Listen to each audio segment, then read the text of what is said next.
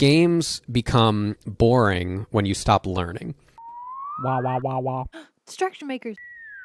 So we're talking about progression. Yeah. And this is gonna be a topic that's gonna be longer than one video, because there's a lot to talk about here. But I think what we want to do is define progression on a spectrum of knowledge-based and systemized progression. Yeah. So, I think that you've gone through and made a whole lot of good terms and definitions about things that fall under those categories. Yes, because I have spare time on my hands. Yes, we both do. And so in my spare time, what I do is I write a lot on game design. Right.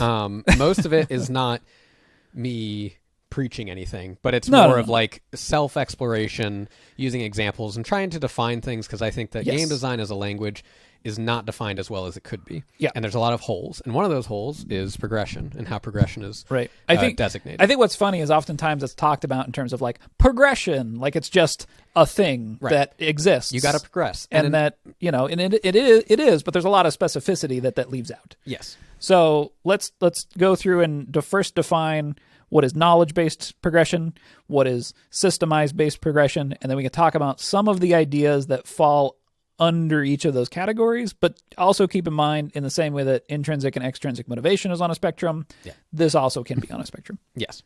So first one for knowledge-based progression, I have what's considered mastery progression, which is just a natural increase of mastery of the interactions of the game. Right. So a big one to use, because we use it for everything, is Elden Ring. Dark Souls is a good one to use here, in that most people are not good at that game when they first start playing the game.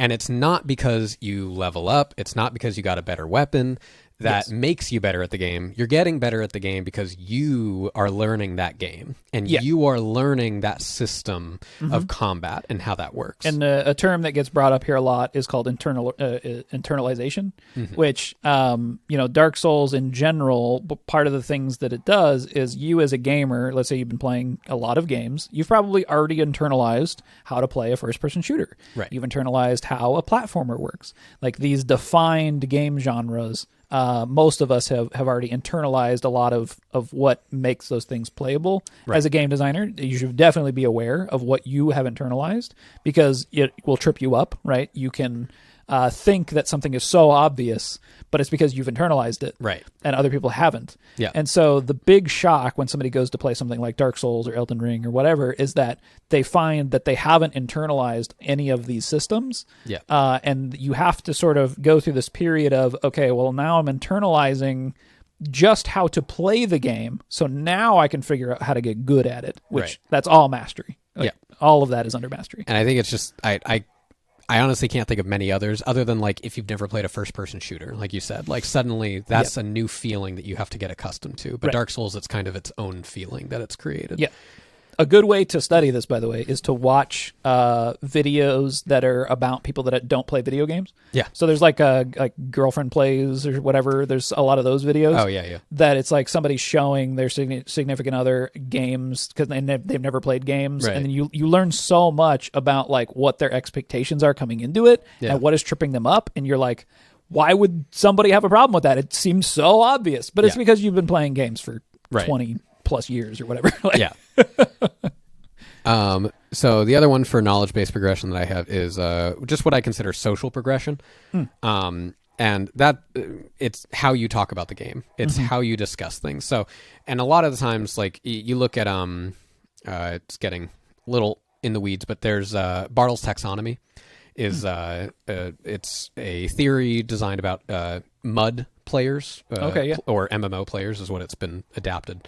And it's an archetype of different players. There's 4 of them. One of those 4 archetypes of what makes up a player that's in an online game is considered a social player. That's what they're called. Right. In Mark Rosewater's terms, that's a Vorthos, right? Oh, yeah. Okay. Is someone who's interested not so much in the actual playing of the game, but all of the outside things, the community, discussing the game, the art of the game, stuff like that. Right.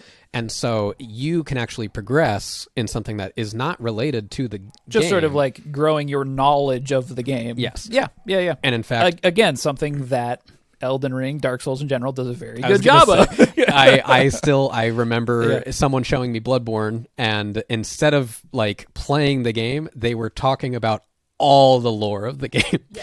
Now they knew how to play the game also, but like they knew so much. There's like a huge community of people that just explore lore of Dark Souls in general, which is fascinating. So I think that's one of the things that makes, I mean, whatever, we're just going to gush about Dark Souls forever, but it's one of the things that makes Dark Souls so unique is that they're addressing some of these player types that a lot of games don't address, giving them like learning the lore and the narrative and the story of the world is a game in Dark Souls, right? It is feeding this player archetype. It's so fascinating. Anyway, do you want to just make this video us going over these, and then we could have a follow-up that's like, go watch our video on progression, right? And this is what we think about. That might be what we're doing. Okay, we'll see how this goes, because we were on the first one. Yeah, the second one. Okay, perfect. So really, that's all I have though for knowledge-based progression. It's really the more that you know about this thing, the more that you're able to do it. But the game is like agnostic of that in a way. Like the game is not generating anything that's going to change your progression. The systems design of the game is not contributing to this feeling that you are getting better at this game. Right. You are just getting better at those systems. Right. Now, when we go to systemic progression. Right. Which is sort of, again, on the opposite end of a spectrum. It's not mutually exclusive, but... I have a few more. The most common one that pretty much a lot of games use this is variable progression, is what I classify it as, which variable progression is progress that makes the interaction in relation to the objective easier based off of an artificially created set of variables. Okay, say that again. Slower. Okay. So variable progression I have as progress that makes the interaction in relation to the objective easier based off of an artificially created set of variables. Okay, I need an example.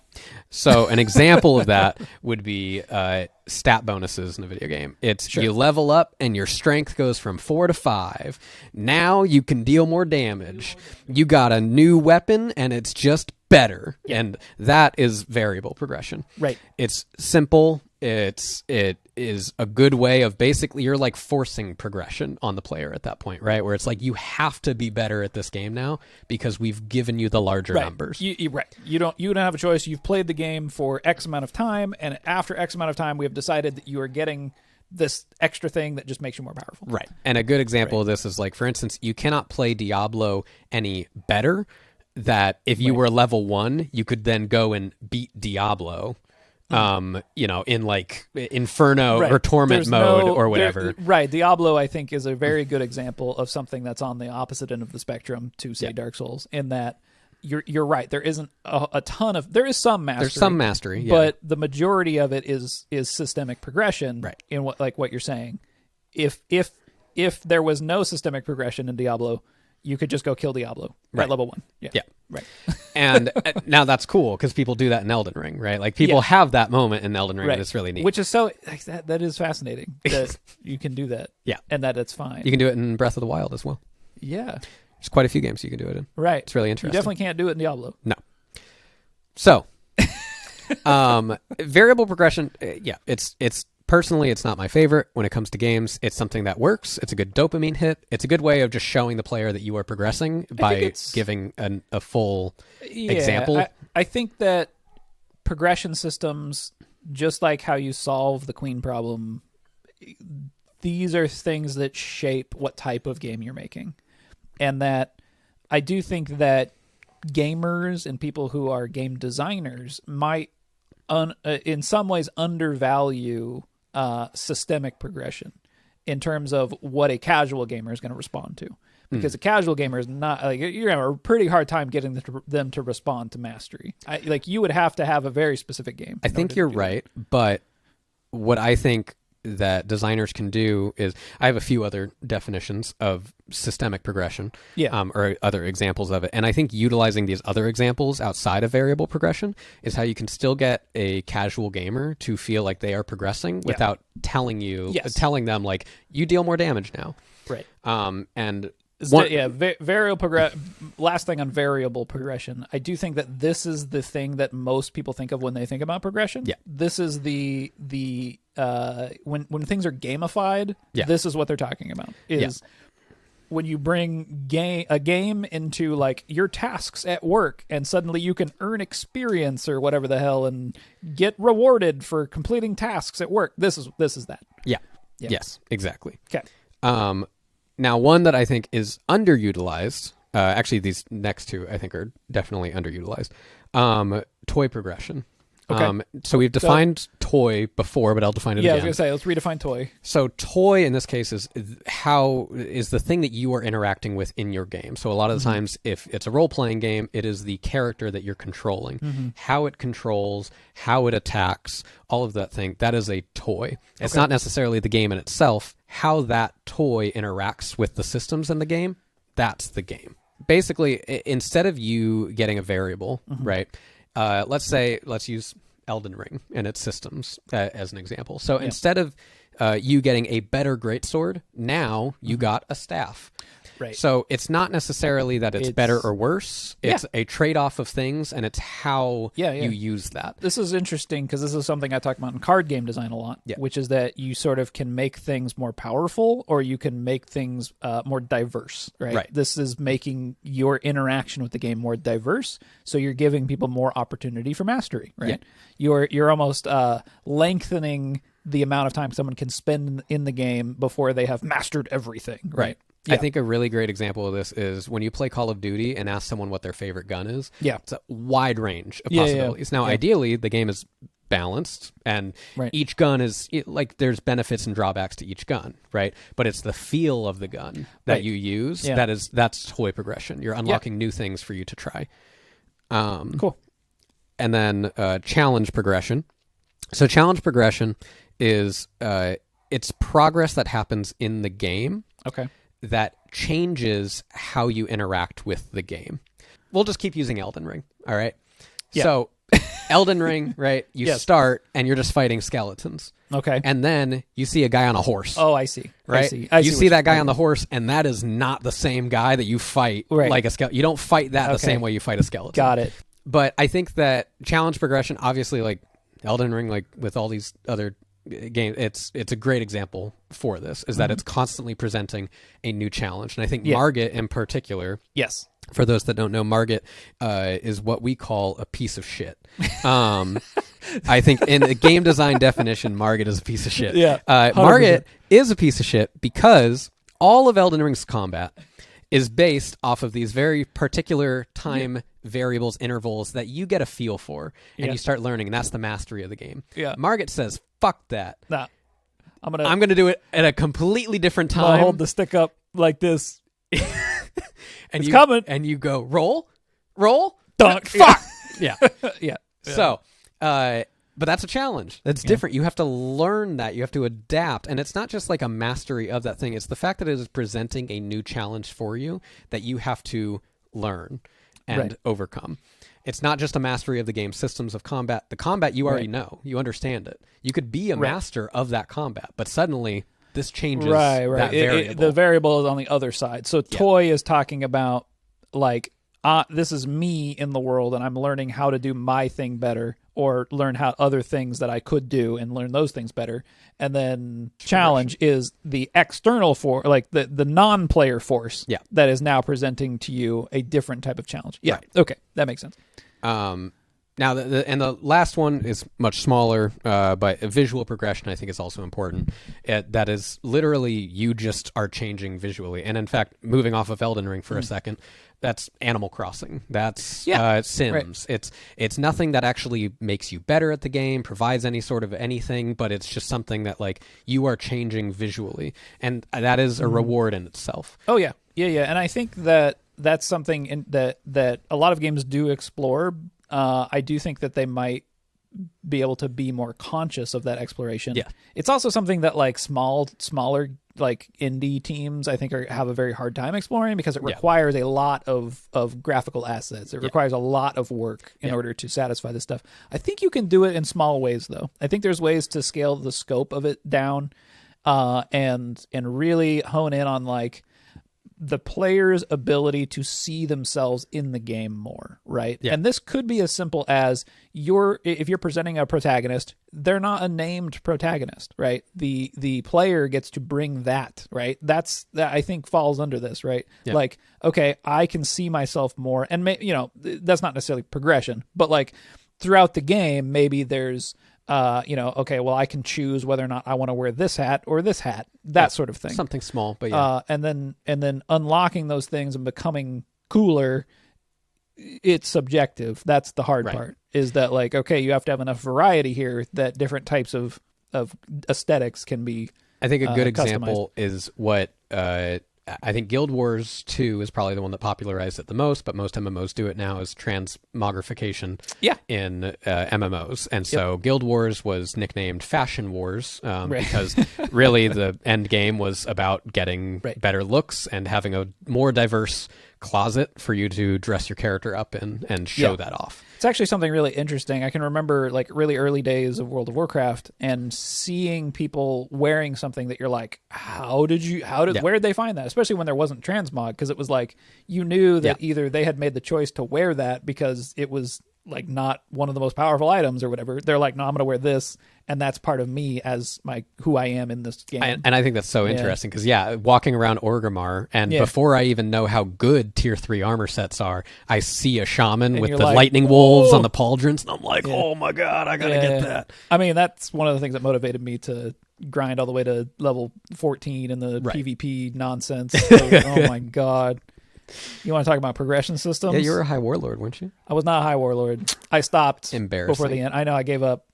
I'm an awful person. How did I give up at rank 12? Man, I'm a champion. I still have the title. Do you? Yeah, I use it. I'm champion Trakar. That's my character. That's my character's title. Yeah. Jeez. Most people don't even know what it means anymore. Right. At any rate, I'm Twilight Vanquisher. Nice. I think That's like your name is Twilight Vanquisher. Or is that your title? The title again. Cool. All right. The titles. Titles. Another example. It's a visual progression. We did it. We did it. We brought it back somehow. But I thought we were off the rails. Turns out we were putting the tracks in front of us the whole time. So I think that, I mean, look, you can, to make sure everything is Elden Ring, you get visual progression in Elden Ring too, different armor types that you get stats for it, but also your character is changing over time. Yeah, it's actually interesting because the stats of the armor that you're wearing in Elden Ring don't actually affect your gameplay that much. Like, they matter, but they don't really matter. It's very small. It's very small, which is so that's totally different than most like RPG type. It has variable progression.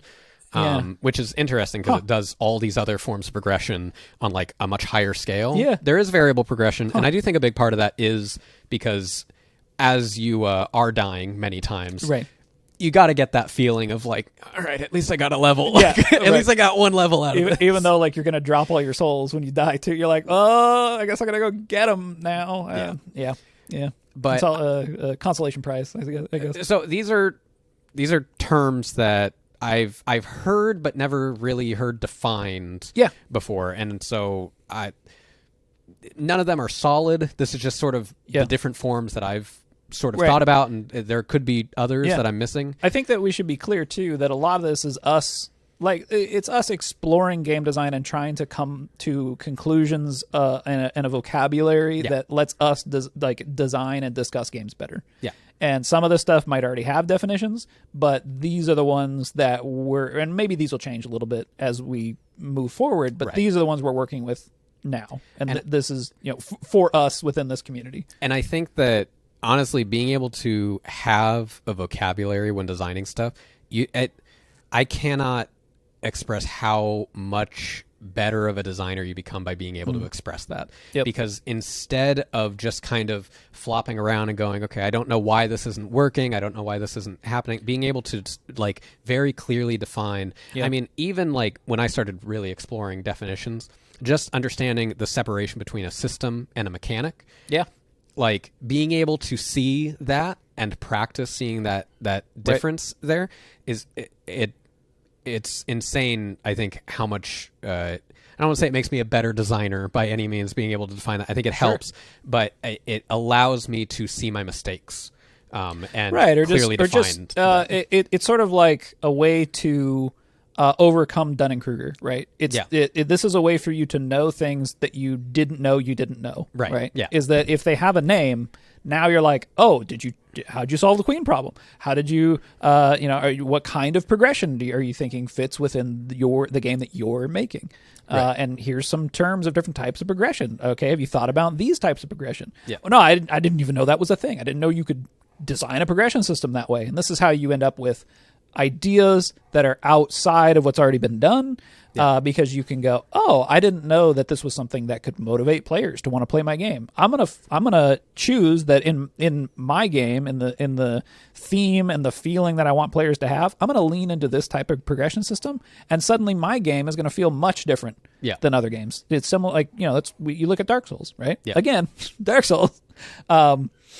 You look at how they put so much more influence on, or they put so much more focus on mastery and on what's the challenge? Yeah, mastery and challenge, and and toy progression, right? Like they're looking at like, okay, well, for instance, I played through Elden Ring 3 times, and the reason why I did, I'll probably play it through it more because I haven't explored all of the toy progression. Yeah. I did it once on a dual wield character. I did it once on a mage, and I did it once on a character that I just sort of let evolve organically and ended up being like a bleed build cleric thing that was wild. I want to go through it again on a greatsword. So like this is a way to create replayability. And motivate players to want to explore and gain that mastery. Right? Yeah, and I think that to go a step further in the vocabulary, because we defined different levels of progression in the 2 primary categories of progression that we know of, that we have taken the time to try and define and think about. But to go beyond that, why have progression in games? Do games even need progression? Do games even need progression? And I think that it's not as much that games need progression as much as it is that progression is an inevitability. Yes. Knowledge progression in particular is an inevitability. Systemic progression is not necessarily inevitable, but what does it benefit? And I think we talked about this before, cannot think of the origin of this theory. But I think you read a book or you saw a YouTube video or something, and someone in a book or video somewhere talked about whatever. Yeah, I'll try to give this person credit somehow. But talked about how games become boring when you stop learning. Right. And that was a weird definition at first. But then as I was exploring progression and different types of progression, I realized, like, this is what it means. Right. In my opinion, I think that's where this theory kind of comes from, is that you could not be bored with Elden Ring, not just because of the constant challenge and stuff, but like maybe you already know the challenges, but because you haven't explored everything. You don't know everything. There's more to learn still. There's more to learn. Yeah. And I think that can be what makes TCGs very addictive. Constant new sets, new rotations, metas coming out. I think there's lots of reasons why these different forms of progression can continuously force a player to adapt and learn something new about the game that they didn't know before. Yeah, I do think that always having more to learn is something that can make games more compelling. I think what's weird about progression is that there's ways to make a game compelling that you're not learning anything new. These are I feel like this is almost the dark side of progression systems. Yeah. In that you can create a system in which players feel like they're accomplishing and they're moving further and they're getting better and this, but it's only number go up, right? Yeah. And I mean, look at idle games. I think that's progression systems in their most, that's the example that we should use for the most systemic progression is cookie clicker, right? Yeah. So, I think as game designers, we have to be aware that, this is a thing that does work. Yeah. And it is, I don't want to say it's like a lot of responsibility, but it kind of is, right? I think that learning that people like number go up, there's unfortunately a lot of exploitation that has happened in the industry and continues to happen based on those types of progression systems. And so it's not to say that like that type of progression is always bad. Something like Vampire Survivors, I think, has shown us that you can take these kinds of progression systems and present them in a way that is a bit more ethical.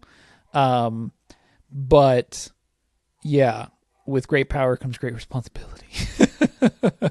I think it's just being aware, I think, is important. I don't know if I'm going to leave this part in or not, but it was a thought that I had because I'm just sitting here like, we're talking about, how to make a game compelling in terms of mastery and these things that you can get out of games that are so amazing. Yeah. And then there's the flip side of that equation, which is creating a system where people think that they're getting better and developing as a person, sort of like they're accomplishing something when really they're accomplishing nothing other than giving you more money. Right. That's what the scary part. And I think we've seen examples of that already kind of happening with the industry. Not that it's any different of, companies learning that games can make money. And then corporations are going to make money. That's what they do. That's what they do. Yeah. But, whatever, indie developers or whoever, right, they can go and make stuff that exactly explores this. I think that's something that's so interesting too is... you don't have to do that. You don't have to do that. Something that I say a lot is that you shouldn't be fighting. Like you shouldn't try to compete like on the same terms because you're never going to be able to like beat AAA as an indie developer. You're never going to be like. You need to understand that like what you can do is make something more focused and nimble and a much more. I don't want to say meaningful, but like a more diverse experience. Yeah.